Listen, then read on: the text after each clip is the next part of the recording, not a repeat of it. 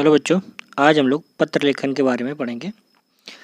पत्र का शाब्दिक अर्थ होता है ऐसा कागज जिस पर कोई बात लिखी या छपी हो। पत्र लेखन के माध्यम से हम अपने भावों को और विचारों को दूसरों तक व्यक्त कर सकते हैं। पत्रों के माध्यम से एक व्यक्ति अपनी बात को लिखकर दूसरे तक पहुंचा सकता है। पत्र एक ऐसा जरिया है जिसके द्वारा हम अपने बातों को लिख सकते हैं, बता सकते हैं, उसके द्वारा बोलकर लोगों तक अपनी बातों को पहुंचा सकते हैं। यह एक बहुत ही सरल और सीधा माध्यम है जिसके द्वारा हम अपनी बातों को दूसरे तक पहुंचा सकते हैं। पत्र लेखन से पहले कुछ आवश्यक इंपॉर्टेंट बातें होती है, उनके बारे में जान लेते हैं। पहली बात दी गई है जिसको हम पत्र लिखाया जा रहा है उसके लिए शिष्टाचार पूर्ण शब्दों का प्रयोग करना चाहिए। मतलब जितने भी शब्द होने चाहिए वो शिष्टाचार से भरे हुए होने चाहिए, जिसके लिए अगर हम पत्र लिख रहे हैं कोई अभद्रता उसमें नहीं लिखी होनी चाहिए। पत्र की भाषा आसान और स्पष्ट होनी चाहिए। भाषा जो होनी चाहिए मतलब ऐसी जो भाषा लिख रहे हैं हम उसमें बहुत आसान होनी चाहिए और सरल होनी चाहिए, जो दूसरा पढ़ने के बाद उसको तुरंत समझ सके। पत्र में बेकार की बातें नहीं लिखनी चाहिए, उसमें मुख्य विषय के बारे में ही बातें लिखी होनी चाहिए। व्यर्थ की बातों में नहीं लिखा होना चाहिए, इधर उधर की बातें नहीं लिखी होनी चाहिए। जो विषय जिस विषय के ऊपर या फिर जिस विषय के अनुरूप हम पत्र लिख रहे हैं वही मेन विषय उसमें लिखा होना चाहिए।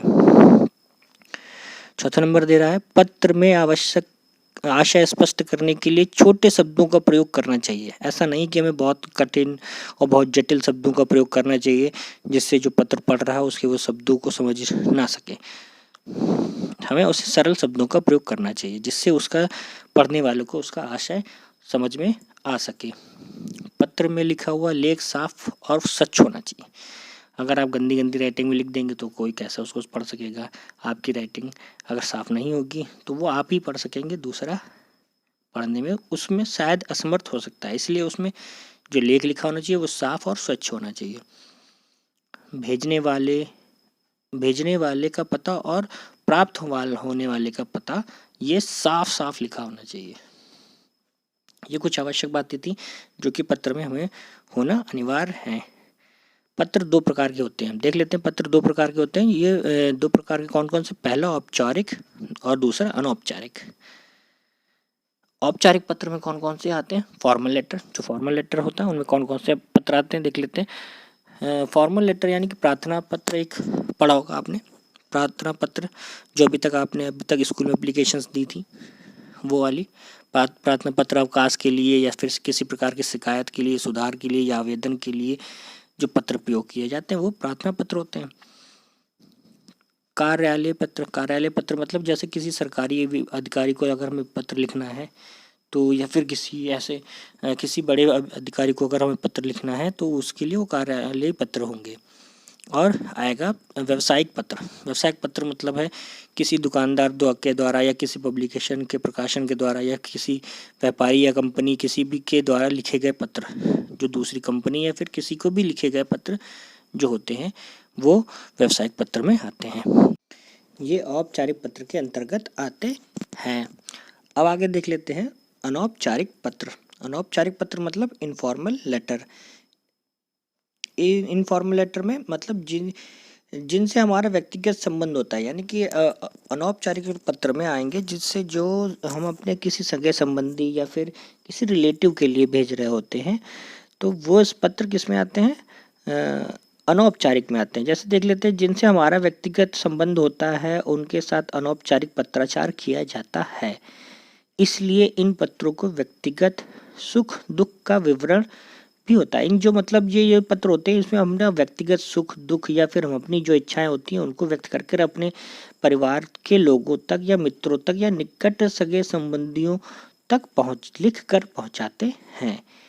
ठीक है, जैसे हम अपने चाचा दादा या फिर बुआ मामा किसी या मित्र या किसी भी रिलेटिव को अगर हम सगे संबंधियों को अगर पत्र लिखते हैं तो वह पत्र हमारे अनौपचारिक पत्र में आता है। आज हम लोग बच्चों अनौपचारिक पत्र का एक फॉर्मेट को देखते हैं।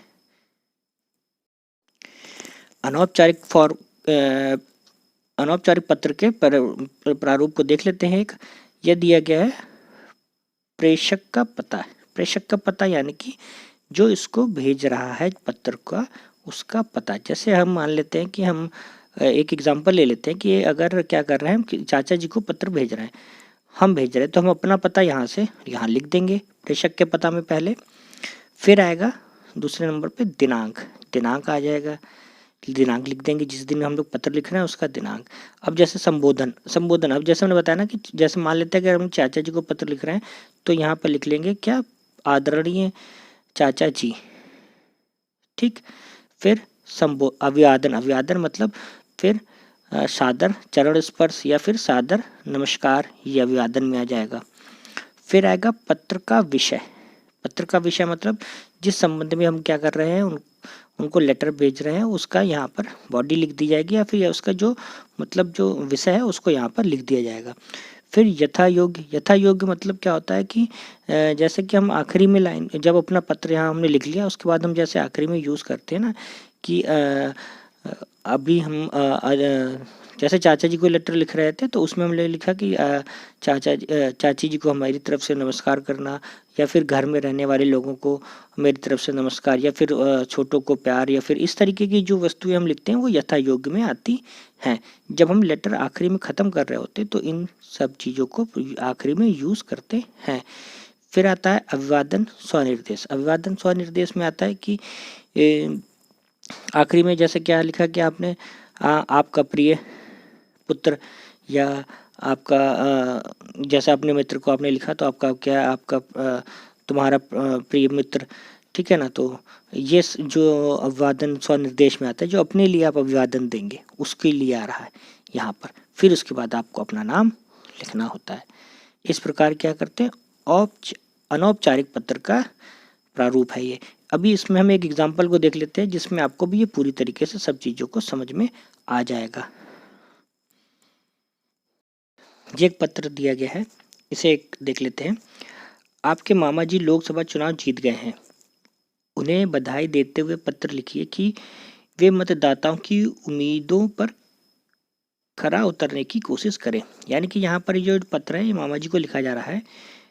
तो देखिए B4 4/45 महेंद्र इनक्लेव आज़ादपुर दिल्ली 110033, ठीक। ये देखिए ये क्या हो गया, पता, ये हो गया एड्रेस यानी कि पता हो गया, ये जो कि भेज रहा है प्रेषक का पता। फिर देखिए दिनांक, दिनांक क्या 5 मार्च 2020। आदरणीय मामा जी सादर चरण स्पर्श, देखिए यही बताया रहा था मैं आपको, ये क्या हो गया आदरणीय मामा जी, जो आपको उनके लिए अभिवादन व्यक्त करना है। फिर साधारण चरण स्पर्श, सादर चरण स्पर्श। अब क्या, हम सब यहाँ सकुशल रहकर आशा करते हैं कि आप भी सानंद होंगे। टेलीविज़न पर समाचार देखते हुए ज्ञात हुआ कि आप आजमगढ़ संसदीय क्षेत्र के से सांसद का चुनाव जीत गए हैं। इस शानदार खुशी के अवसर पर मैं आपको हार्दिक बधाई देता हूँ। मामा जी, आपने पिछले कई वर्षों से क्षेत्र की उन्नति के लिए अनेक कार्य किए थे।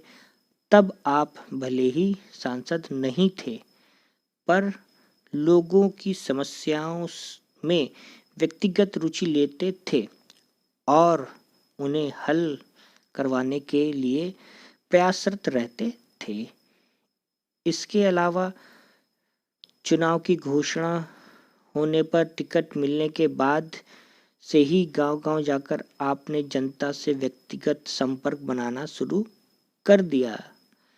आपके विकास कार्यों को पूरा कराने, क्षेत्र में रोजगार बढ़ाने हेतु नई फैक्ट्रियों की स्थापना, शिक्षा को सर्वसुलभ बनाने का जो वादा किया था उसे पूरा करने की आशा में क्षेत्रवासियों ने आपको लोकसभा में भेजा है। मैं कामना करता हूं कि आप मतदाताओं की अपेक्षाओं पर पूरी तरह खरा उतरे।